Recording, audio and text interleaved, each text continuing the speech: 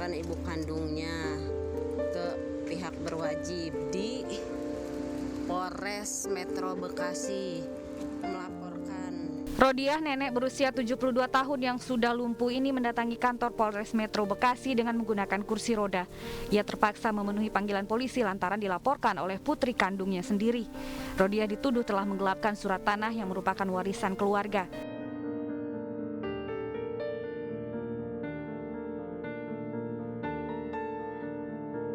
Saat ini Rodiah tinggal bersama putri bungsu. Menurut Rodiah, dirinya sudah beberapa kali dilaporkan ke polisi. Namun karena tidak bersalah, kasus ini pun tidak berlanjut. Nggak bisa dinasehatin banget. Sakit sama soalnya sakit, Allah ya Robi. Dan dimana dilaporin ke Mabes, ke Polda, udah kayak kaki kayak begini ya terakhir kemarin gitu. Itu dia tahu katanya ibu menggelapkan surat yang terakhir itu di mana di Cikarang Baru, Polres Cikarang Baru.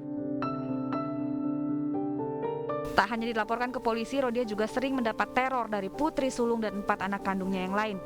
Saat ini Rodiah hanya bisa pasrah dan menanti keadilan dari pihak yang berwajib. Dari Bekasi, Jawa Barat, Didit Junaidi, iNews melaporkan. Bukan kali ini saja Rodiah dilaporkan anaknya ke polisi. Sebelumnya Rodiah pernah dilaporkan ke polisi oleh anaknya yang tega menuduhnya menggelapkan surat tanah. Jauhi yang nomor 2 anak saya yang laki. Itu gua ikat, gua nyewa mobil, bertemu tahu katanya begitu. Udah gitu terus yang bontot, gua yang 3 yang nama Puan. Iya. Lain katanya gitu. Gua yang bayar. Itu ibu yang itu yang nggak mau bisa kuat deh, nggak kuat. Lihat deh, mampu orang tua ada mampu sih. Tapi sampai ada ini deh apa masih tonya. Kalau kan dia kesini mau makan terbuangin, makanya kagak dimakan. Itu deh. Iya Bu. Ya. Ibu, ini kabarnya bukan kali pertama ya Ibu dilaporkan ke polisi oleh anak-anak Ibu. Bukan sekali 2 kali udah ke departemen. Ibu lanjut biar nggak punya kaki, biar lemes kaki ibu nggak bisa jalan.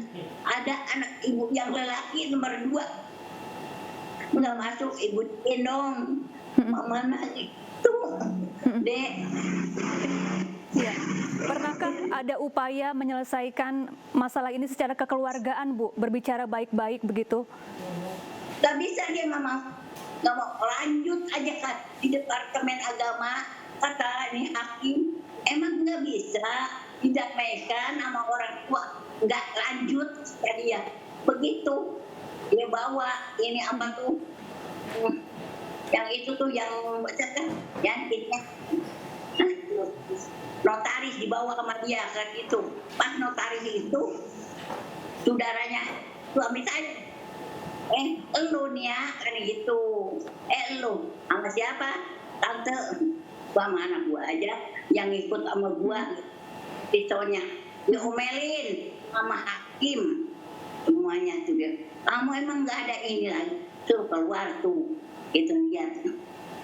Ini yang dari notaris, udah semuanya di kantor polisi Cibarusah ditolak.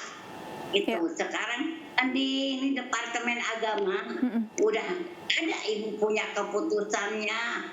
Itu udah kemana, udah kenyang. Sekarang terakhir kemarin di Kapolres baru kata saya, ini kemana lagi atuh Pak, ibu dilapori. Satu keluarga di Cipondo, Tangerang, Banten diusir akibat terlilit utang. Pengusiran tersebut menjadi viral di media sosial.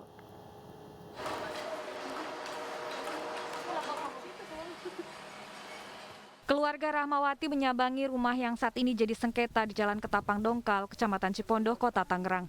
Saat didatangi, pintu pagar rumah telah digembok. Peristiwa pengusiran berawal dari Rahmawati yang meminjam uang sebesar 200 juta rupiah ke PT Wanamas Multifinance dengan masa angsuran hingga 2018. Namun rumah ini telah dikuasai J. Suprianto dan dilelang ke Kantor Pelayanan Kekayaan Negara dan Lelang Tangerang. Hari Sabtu, saya mendapatkan lagi beberapa orang datang ke rumah dengan banyak preman. Setelah itu saya menelpon beliau. Beliau menyatakan, saya tidak butuh uang ibu, saya butuh ibu keluar dari rumah sana. Ada beberapa mengatakan itu adalah atas nama Rasmidi. Kuasa hukum menilai tindakan pengusiran melanggar hukum karena dilakukan tanpa eksekusi dari pihak pengadilan. Sebenarnya bukan hanya klien kami ini yang menjadi korban yang seperti ini. Ini sindikat. Karena saya sudah mencari informasi, selain daripada klien saya ini, sudah ada orang-orang yang lain yang menjadi korban atas perilaku saudara Sopar J. Napitupulu. Dan saudara Sopar J. Napitupulu juga sudah melakukan tindakan yang sama dan sudah dilaporkan juga kepada pihak kepolisian. Sebelumnya satu keluarga di Cipondoh, Tangerang diusir dari rumahnya oleh puluhan preman. Selain itu pelaku juga mengeluarkan seluruh perabotan dan barang dari dalam rumah. Hingga kini barang-barang pemilik rumah tidak diketahui keberadaannya. Dari Tangerang, Banten, Sukron, iNews melaporkan.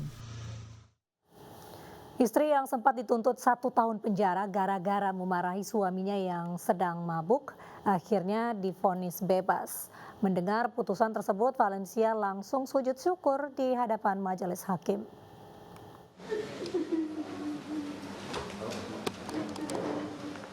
Sambil sujud syukur, Valencia tak kuasa menahan tangis harunya saat mendengar putusan bebas dari majelis hakim dalam sidang di Pengadilan Negeri Karawang.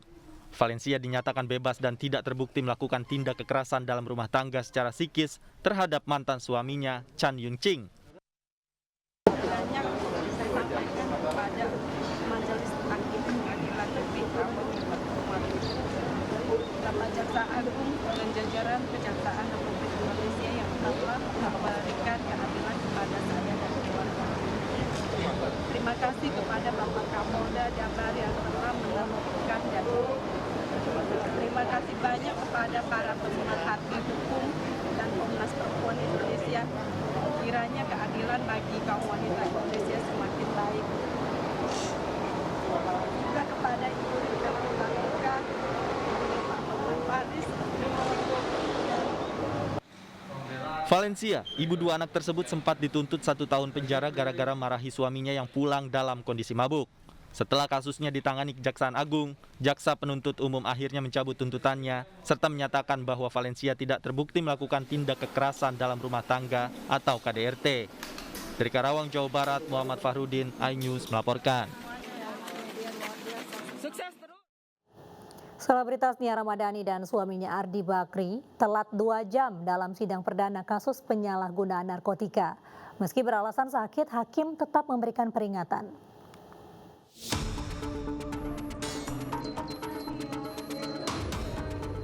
Artis Nia Ramadhani dan suaminya Ardi Bakri menjalani sidang perdana kasus penyalahgunaan narkoba di Pengadilan Negeri Jakarta Pusat.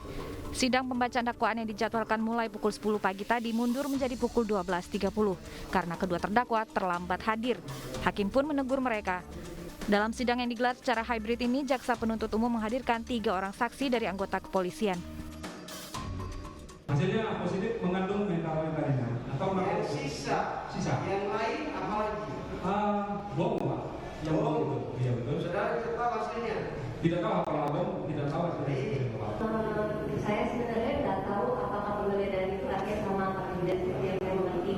Cuman sejujurnya dengan tadi pada saat kejadian, saya hanya ditanya apakah ada barang buktinya, kalau ada tolong berikan atau kami geledah. Dan saya dengan sukarela memberikan itu. Oke, jadi tadi sama dengan ditanya alat hisapnya langsung saya kasih pada saat seperti itu. Sebelumnya polisi menangkap Nia Ramadhani dan suaminya di kediaman mereka di kawasan Pondok Indah, Jakarta pada tanggal 7 Juli 2021. Penangkapan berawal dari pengakuan ZN, sopir pribadi Nia dan Ardi, yang menyebut pasangan ini kerap mengonsumsi narkoba jenis sabu. Kemudian setelah menggeledah rumah Nia, polisi menemukan barang bukti 1 klip sabu dan alat hisap. Nia Ramadhani akhirnya bicara ke publik terkait kasusnya. Sembari menangis, ia mengakui kesalahannya dan meminta maaf. Meski akan direhabilitasi, polisi menegaskan kasus ini akan terus berjalan. Tim Liputan iNews melaporkan. Gagal berangkat ke Jakarta, masa reuni 212 gelar tasyakur di lokasi lain. Informasinya usai jeda.